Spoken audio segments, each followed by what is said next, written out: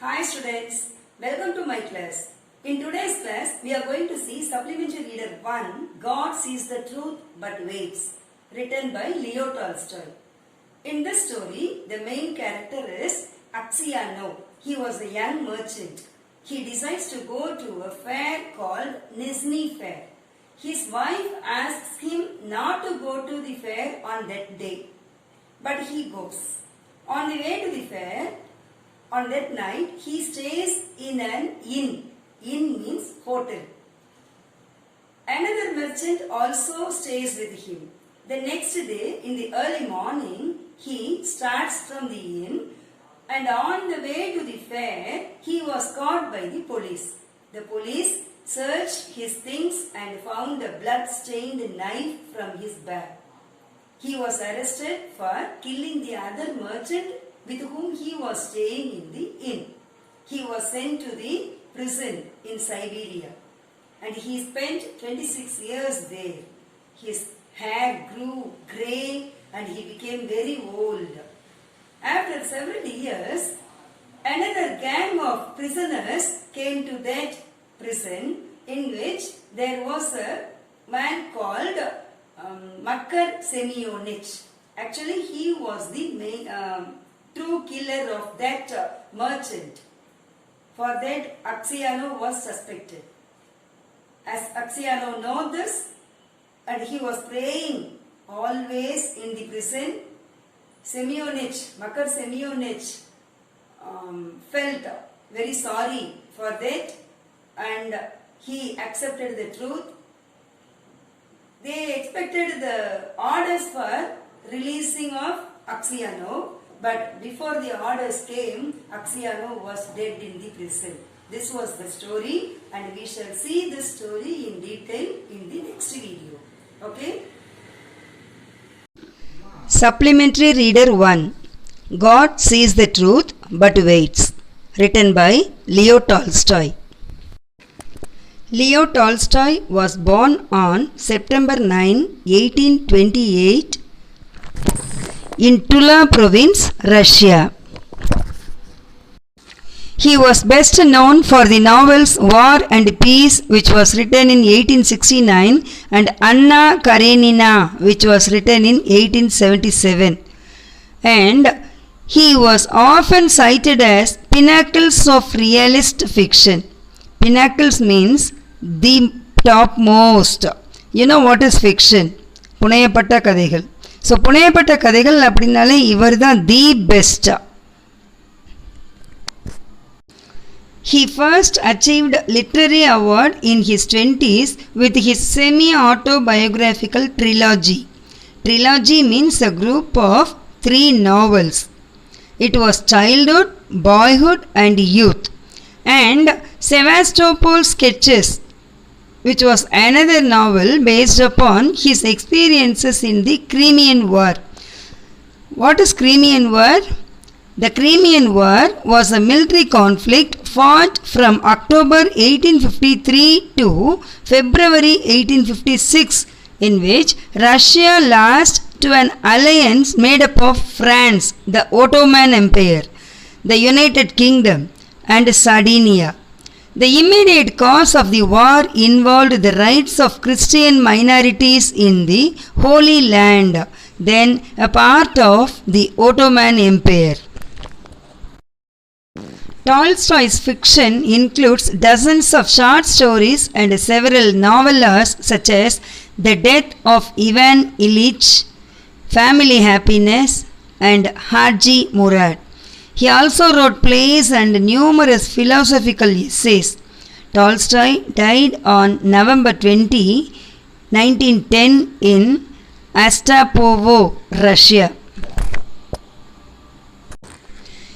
If you were punished for a prank your classmate played, how would you react to the situation? Do you understand what I am saying?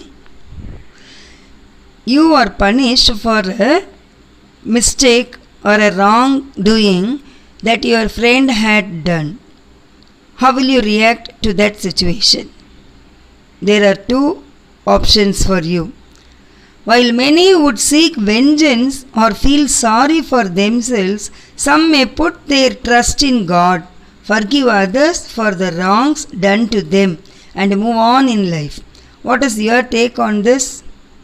அதாவது பலர் அந்த சுச்சுவேஷனில் அவங்கள பழி தீர்க்க நினைப்பாங்க, அல்லது அந்த தப்பு செஞ்சவங்களை நினச்சி வருந்தி அவங்கள உணர வைக்கிறதுக்கு முயற்சிப்பாங்க. சிலர் தன்னுடைய நம்பிக்கையை கடவுளிடம் வெளிப்படுத்துவாங்க. தனக்கு எதிராக குற்றம் புரிந்தவங்களை மன்னிக்கலாம் மற்றும் வாழ்க்கையை தொடரலாம். இதில் நீங்கள் என்ன பண்ணுவீங்க அந்த சூழ்நிலையில்? இந்த லெசனில் அக்சியானோ அப்படிங்கிற ஒரு மர்ச்சன்ட் தனக்கு ஏற்பட்ட, அதாவது தான் செய்யாத ஒரு குற்றத்துக்காக தண்டனை அடைகிறாரு. பிறகு அந்த குற்றத்தை உண்மையிலேயே செய்தவர் யார் அப்படிங்கிறதையும் தெரிய வராரு. அந்த நேரத்தில் எப்படி ரியாக்ட் பண்ணுறாரு அப்படிங்கிறது தான் இந்த story.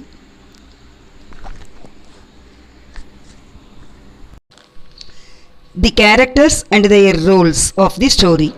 Ivan Mitrich Aksianov. He is the innocent merchant, a protagonist. A protagonist means the main character of the story. Aksionov's wife. She dreamt a bad omen.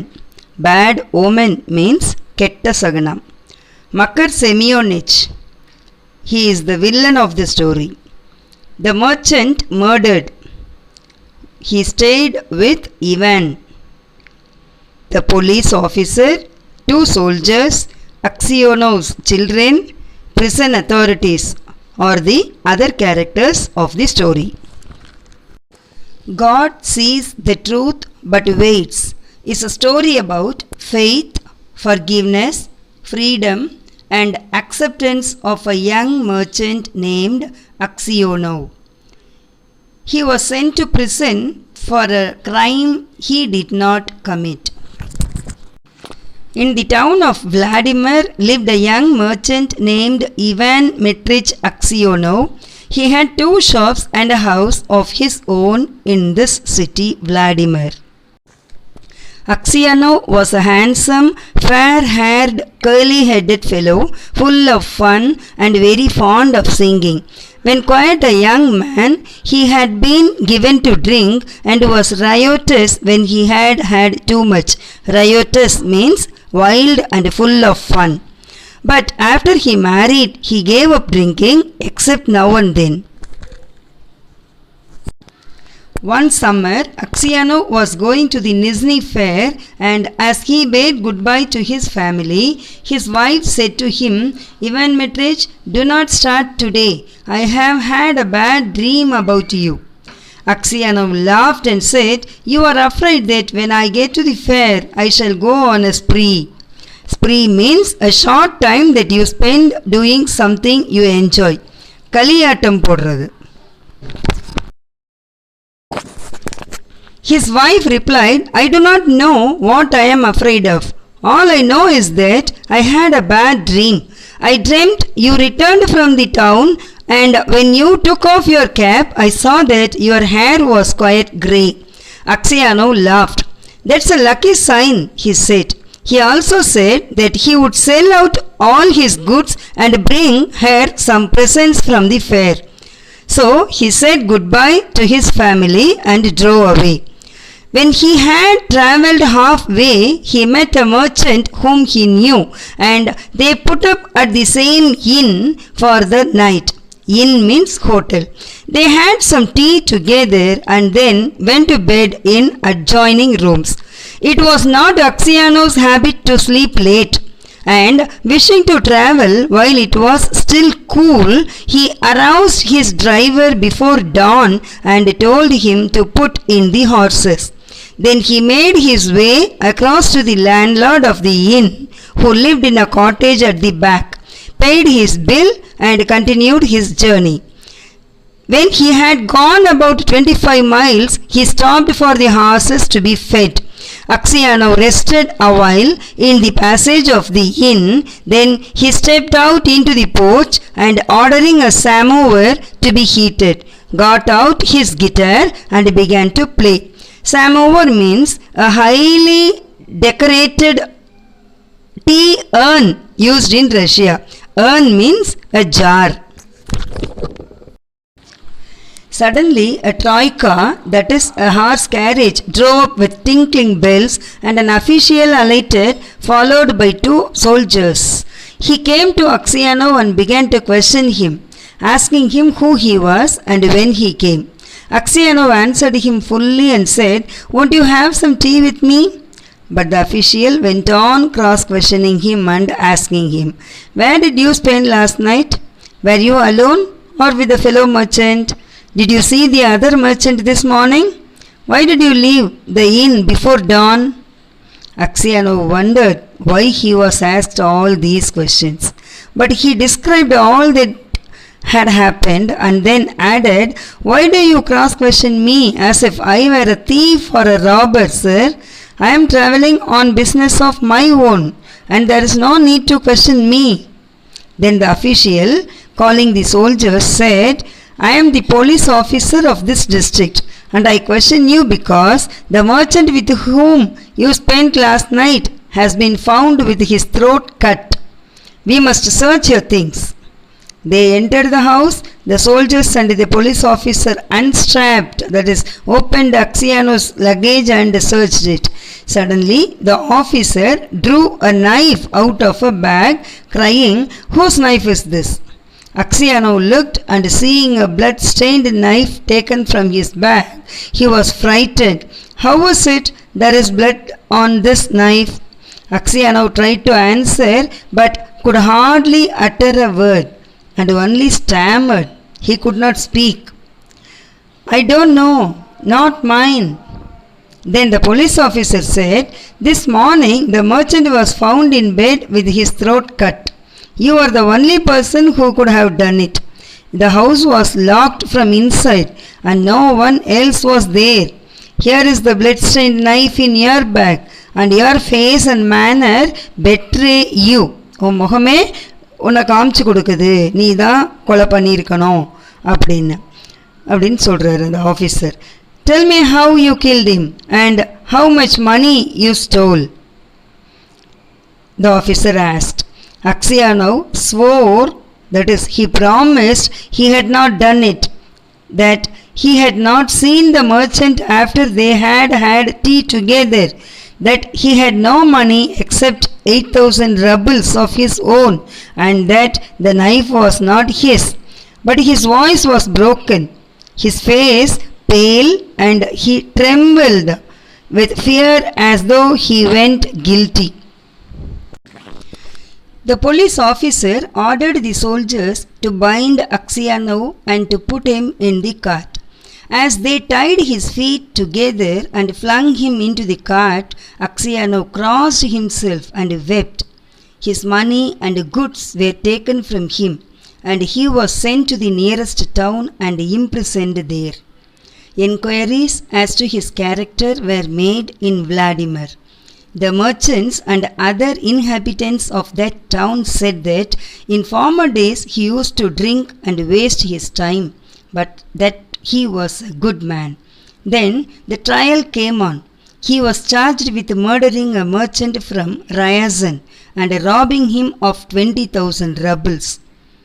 His wife was in despair and did not know what to believe. Her children were all quite small. One was a baby at her breast. Taking them all with her, she went to the town where her husband was in jail.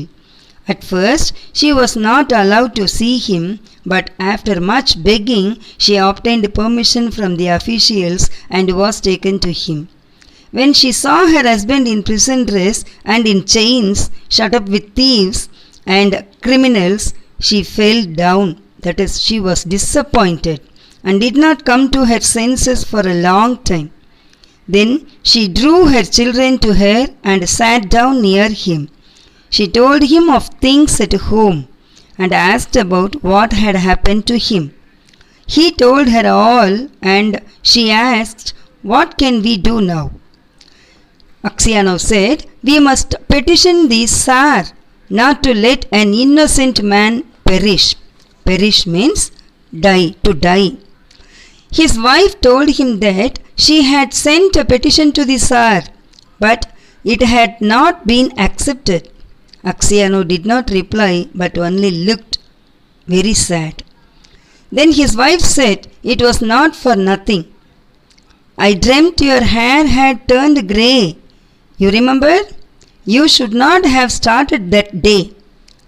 And passing her fingers through his hair, she said, "Vanya, dearest, tell your wife the truth. Was it not you who did it?" "So you too suspect me?" said Axiano, and hiding his face in his hands, he began to weep. Then a soldier came to say that the wife and children must go away, and Axiano said goodbye to his family for the last time.